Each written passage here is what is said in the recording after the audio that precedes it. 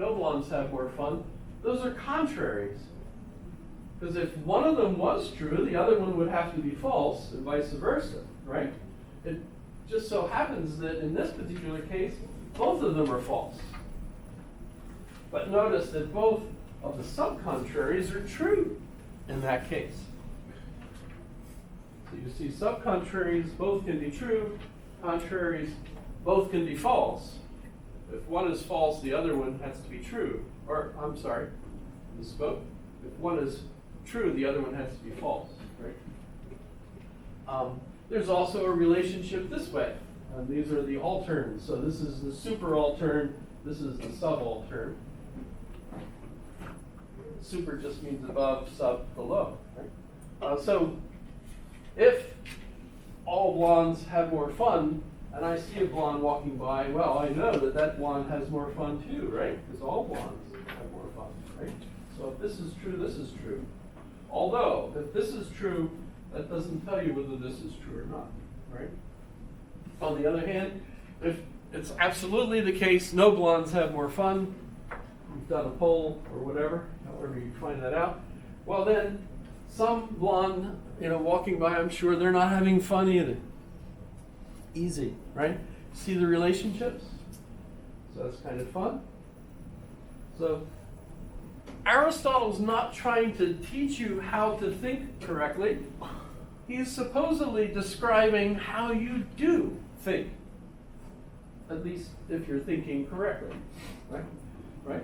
And so if someone says to you, go clean your room, but Mom, I already cleaned my room, the mother now understands by what you said that for anything you pick, if it's your room, you cleaned it, right? So if she goes and looks at it and discovers that it's not clean, she knows you were speaking falsely to her. See how that works? On the other hand, if she checks it and it's spotless and she's absolutely thrilled, wow, here's a quarter. We'll give you an allowance. It used to be a quarter. I don't know what people get for an allowance anymore.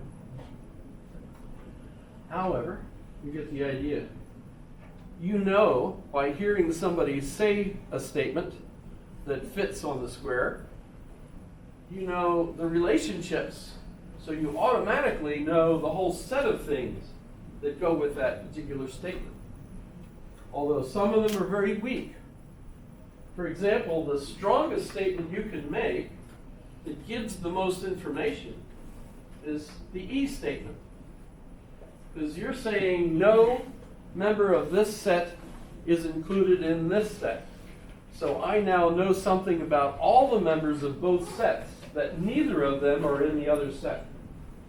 So that's the most information I could get from any one type of statement. This kind of statement gives me almost as much, but only for the one side, because it tells me all the members of this set are also in this set. Doesn't tell me that much about the other set, except, well, okay, so all of those are in that set, but it doesn't tell me other stuff about that set, right? This is the weakest one. So when you say some member of this set, pick something. Some pie is apple pie. Some pie is apple pie. Okay, well I know, some pies are apple pies, and I know some apple pies are that pie, but there's a whole lot of information that I don't get. Because there's lots of other kinds of pies maybe, and I don't know, which pies are necessarily apple, etc. So that's pretty weak.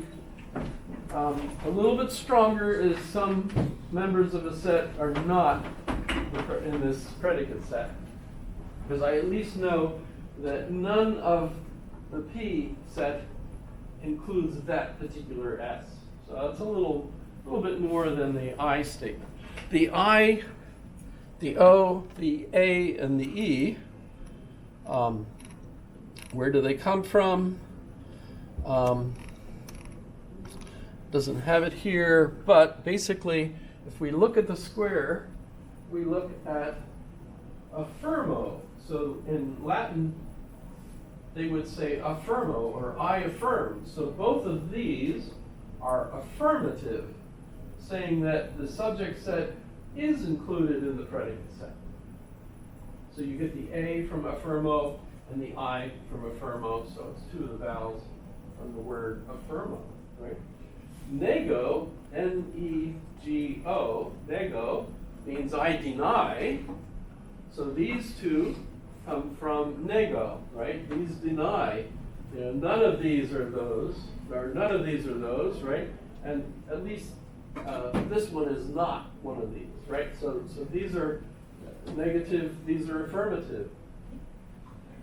Across the top, these are both about all of the members of the sets, right? So they're universals. So these two statements are called universals, and these are only about at least some, maybe just one. So these are particulars, right? These are particular statements, or synthetic. You know, these are analytic, these are synthetic. So, once you have that, and notice that they have all these different relationships, essentially what I just went through, right? You end up, I'll just mention what's going on here. This particular article in the encyclopedia is not just about Aristotle's traditional square, but also what happened to it. And the modern revision gets involved in some really silly stuff that we don't really have to think about. Although, just so you know, what happened was, well, number one, this is the updated way of writing that in what becomes eventually computer code. So this is every SSP. So you're looking at these are the quantifiers. They tell you how many they're talking about. So for anything you pick that's X, if it is S, then it is P. So all S is P. For anything you pick, if it is S, then it's not the case that it's P, so no S is P. There's some S is P. There exists an X such that X is S and it's P. Right? And this one is, there exists an X such that it's X and it's not P. So it's the same thing, it's just Bertrand Russell and others created a symbol system that is useful still today. But then here's the problem. In modern European languages, it seems like when you say some S is P, you have to be talking about something that really exists. So if you're talking about something like a unicorn, and this is back in the day when they assumed that there's no such thing as a unicorn. So if you say some unicorn is in the room, that would require there actually to be an existing unicorn in the room for it to be true. Probably shouldn't have been that specific, but all unicorns have a single horn. That's actually the definition of a unicorn, right?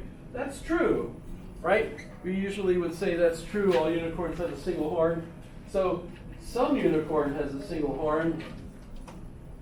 That follows from the universal statement. But if you say it in English, it sounds like you're suggesting there's a real unicorn that exists. And as a result, they got into a big argument over all of this and decided that the only things that you can use this for are things that exist. If things don't exist, then it doesn't work. And as a result, they ended up pruning some of the relationships. So you get a lot less interesting stuff out of that.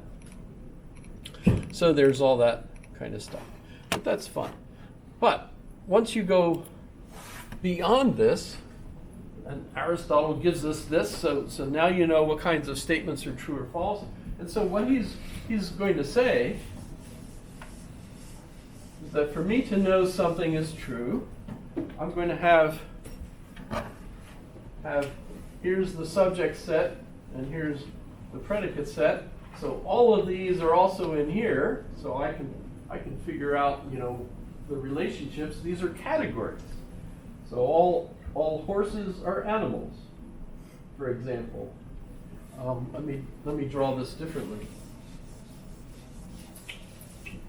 So if I know this set of things are mares, female horses, right? So there's mares in here, right? I happen to know that all mares are also horses, right? So all of these are these. And all horses are ruminants. They graze, right? Grazing animals. So these are horses, these are ruminants. And all ruminants are also four-legged animals, right? So you get, four-legged animals, in here.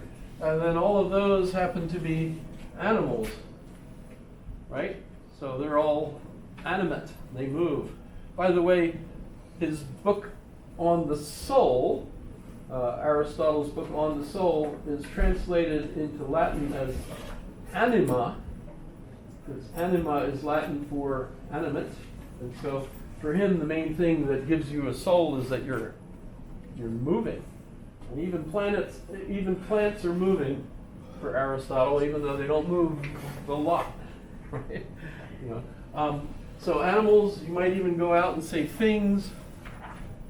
And so I've got statements that tell me a whole lot about mares. So if you do this for everything that you go out and find, and you categorize it, you're finished. You now have an encyclopedia of everything that's true. That's easy. All you have to do is go out and go by the lake, or the lagoon, and collect all the fish and write down all their parts so you could categorize whether this is, this kind of fish or this kind of fish, or maybe it's not a fish at all, right? So that's how you just know everything. You're all done. And by the way, after he studied with Aristotle, or after Aristotle studied with Plato for about 20 years, he ended up starting his own school. But first he was called back to Macedonia to teach Alexander, and he spent 2 years teaching Alexander until Philip was assassinated right before he was ready to lead his army on a conquest of Asia. And so Alexander took over as the king of Macedonia, took his father's army, and of course led it across into Asia. And as we know, he conquered every place he could find until he got to the mountains in Afghanistan, and there he cried because he thought there was no way over them, and that so he had conquered all the lands. There was no more lands to conquer, and eventually started coming back. He did end up dying at 33, basically because he was wounded, and the wound apparently got infected, and as a result he died from that, which split the empire into three. Ptolemy got one part, Antiochus got another part, and Seleucid got the other part. So the empire ends up being split into three. But while Alexander was traveling, he had about 2,000 men whose job was to take things back to Aristotle. So they kept taking, I can imagine, Athens must have looked like a zoo, with all of the stuff coming back, from Alexander, for Aristotle, and I'm sure he didn't do all of it by himself, but he must have had help with everybody all, trying to catalog the relationships, the categories, the gait of elephants, elephants walk. It's a movie, by the way, Elephant Walk. John Wayne was in it. It's a good movie.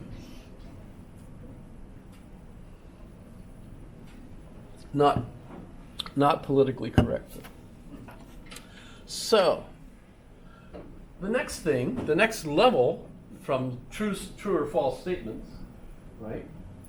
So when I asked you as a quiz questions, please send me a true statement. It's really very easy. It might have looked like it was complex because I asked you in light of Aristotle's traditional square, and I think probably what confused some people was some people tried to make one statement true in all four places, and that's of course impossible because they're going to be contradictory and contrary, etc. So